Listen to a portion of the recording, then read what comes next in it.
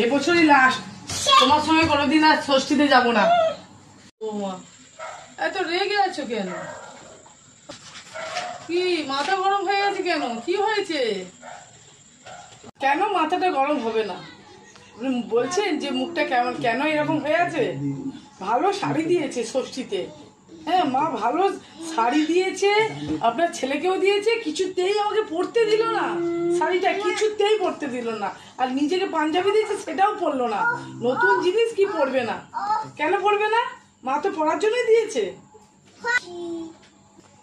মাথাটা কি এমনি এমনি গরম হয়ে যায়? আসলে অনেক গরম পড়েছে তো, ওই জন্যই হয়তো পড়তে দেয়নি, তাই তো রে। মাস পরেই তো পুজো, পুজোতে আর কোনো কেনাকাটা করবো না আমি। এই যে যেটা পেয়েছে এটা দিয়েই পুজো চালাতে হবে। No, no, no, no.